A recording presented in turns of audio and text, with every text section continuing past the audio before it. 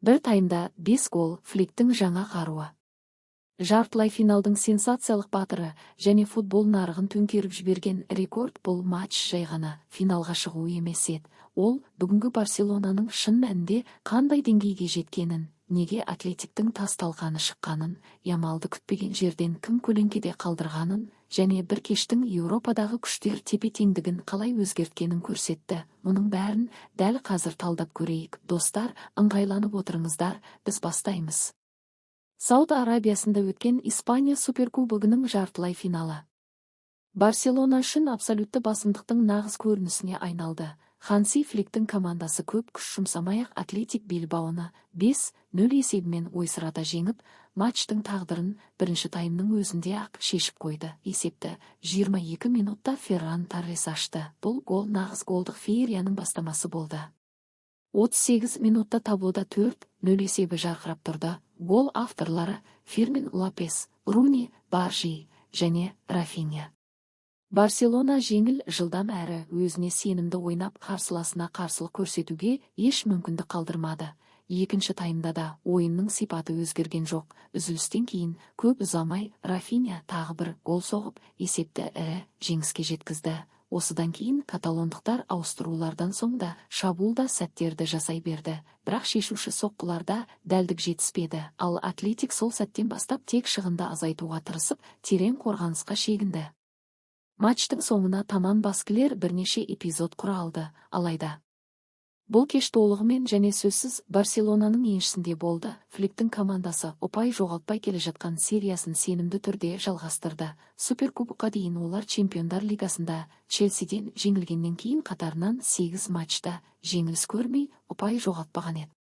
Вильяреал мен Эспаньолға қарсы соңғы ойындарда сұрақтар туындаған тұстар болғанымен, бұл жолғы кездесу мүлде басқаша өтті. Барселона жай ғана жеңіп қойған жоқ, ол мұны толық тыныштықпен, бақылаумен және айқын басымдықпен жүзеге асырып, барлық мәселені үзіліске дейін-ақ шешіп тастады. Статистикада деңгей айырмасын айқын көрсетеді. Каталондықтар допты шамамен ойын уақытының 80% бойы бақылап, 800-ден астам пас орындады. Бұл қарсыластан 4 есе көп. Әрбір шабуылдың өз құрылымы мен мақсаты болды. Қорғаныста сенімді әрі берік көрініп, қақпашыны тұрақты қысымда қалдырмады.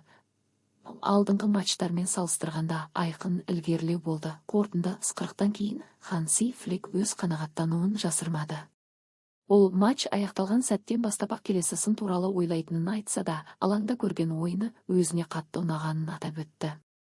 Бапкер құрғақ жеңісті ерекше бөліп көрсетіп, бұл қорғанысқа сенімділік беретінін айтты. Сондай-ақ команда шабуылда да, допсыз ойында да көрсеткен менталитеті мен жігерін жоғары бағалады. Флик жылы лебізін кештің басты қаһармандарының бірі Рафиньяға арнады. Бразилиялық ойыншы жоғары деңгейдегі ойын көрсетіп, 2 гол соғып, матчтың тағдырына шешуші ықпал етті. Музыка бапкер оның алаңға оралғанына қуанышты екенін айтып, Рафинья әрдайым 100% күшін салатынын атап өтті. Барселона үшін бұл суперкубок финалына шығу ғана емес, қазіргі жағдайының айқын мәлімдемесі болды. Команда ойынды тек бақылап қана қоймай, үлкен матчтардың тағдырын тез, салқын қандылықпен және артық қысымсыз шешуге қабілетті екенін көрсетті. Достар, осы жөнінде пікірлеріңізді міндетті түрде комментарийде жазыңыздар. Бұл видеоны лайк басып, арнаға жазылу арқылы қолдауды ұмытпаңыздар. Сіздердің қолдауларыңыз біздің жас арнамыз үшін өте маңызды. Үлкен рахмет. Ал біз жалғастырамыз. Бастапқы құрамдағы басты тосын сыйлардың бірі Ханси Фликтің шабуылдың оң қапталында жасаған таңдауы болды. Руни Баржи алғашқы минуттардан бастап алаңға шықты, ал Ламин Ямаль өзіне сирек болатын жағдай матчты қосалқы құрамда бастады. Бұл шешім бірден назар аудартты және швед вингері бапкердің сенімін толықтады. Жас футболшы жарқын әрі батыл ойын көрсетті. Ол қапталда белсенді әрекет етіп, қорғаушыларды сенімді түрде алдап өтті. Әріптестерін жақсы сезінді және алаңның соңғы үштігінде бастаманы өз қолына алудан қорықпады. Баржи үнемі соққы жасауға мүмкіндік іздеп, қарсылас қақпасына қосымша қауіп төндіріп отырды. Оның белсенділігі 34 минутта нәтижесін берді. Тиімді алдамшы қимыл жасап, ол қапталдан ішке қарай ығысып, Унай Симонның қақпасына күтпеген жерден соққы жасады. Қақпашы қателік жіберіп, Баржи гол соқты. Бұл бірінші таймдағы Барселонаның толыстың тағы бір белгісі болды. Бірақ оның үлесі мұнымен шектелмеді. Рафиньяның алғашқы голында Баржи нәтижелі пас беріп, өзі де мұндай шешуші сәт дәл осылай аяқталады деп күтпегендей әсер қалдырды. Үзілістен кейін ол бразилиялықтың екінші голына да қатысып, допқа сәл ғана тиіп, өз еншісіне тағы бір ассист жаздырды. Нәтижесінде матч үшін аяқталды.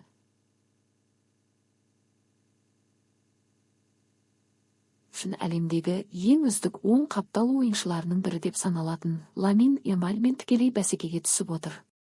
Сондықтан бұл ойынның құндылығы одан сайын артты.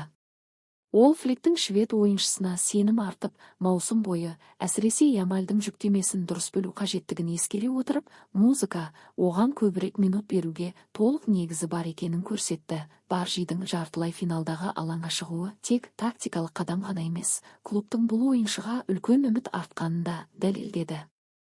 Оның трансфері Барселонаның соңғы жылдардағы ең сәтті шешімдерінің бірі болды. Ойыншыны келісім-шартқа отырғызу туралы соңғы шешімді Дику Ханси Фликпен ақылдаса отырып қабылдаған. Алайда футболшыға қатысты жұмыс бұдан әлдеқайда ертерек басталған еді. Клубтың скауттары Баржиді жасөспірім кезінен бастап Мальмөдағы кезеңінен бақылап, кейін Копенгагенде жарқырай көрінген соң қызығушылықты одан әрі күшейтті. Каталондықтар батыл әрі жылдам әрекет етті. Тіпті ойыншы ауыр жарақаттан кейін оралып жатқанына қарамастан, жазда Барселона оны небәрі 2,5 миллион еуроға сатып алды. Ал футболшыға Еуропаның көптеген алпауыт клубтары қызығушылық танытқан еді. Баржиде шамамен 15-ке жуық ұсыныс болды. Әрі олардың кейбірі 2026 жылы келісім-шарты аяқталғанша күткен жағдайда одан да тиімді болар еді. Алайда Дикудің ұсынған спорттық жобасы, негізгі құрамдағы орны және ойыншының жеке мотивациясы өз рөлін атқарды. Бүгінде оның нарықтық құны 10 миллион еуродан асып, өсуін жалғастырып келеді. Соған қарамастан, Баржи мен оның айналасы сабыр сақтады. Ол маусымда небәрі 400 минуттан сәл ғана көп уақыт ойнаса да, Фликс бастапқы кезеңнің өзінде оған сенетінін білдіріп отырды.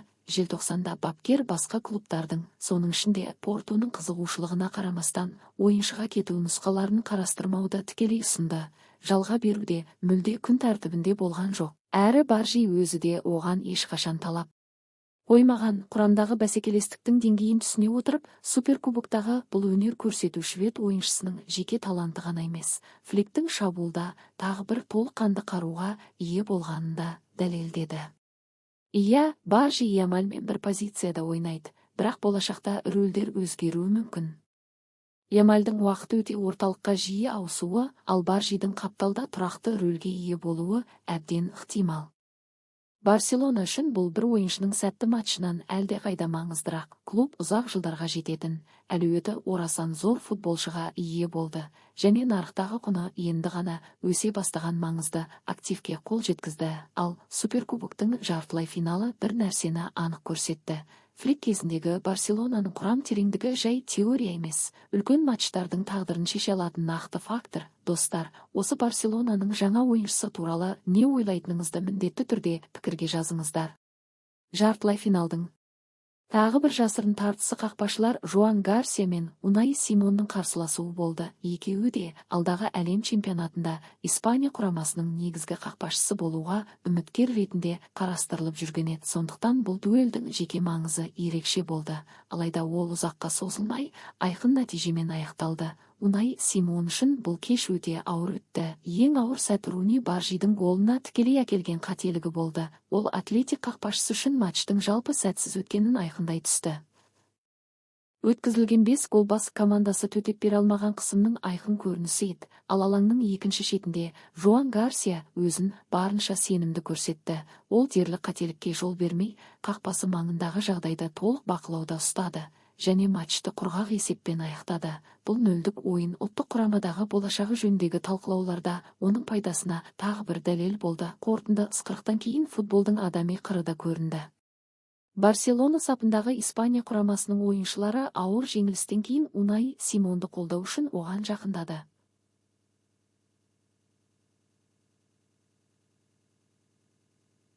Оларға Гарсияның өзі де қосылып, қарсыласын жылқышықтады.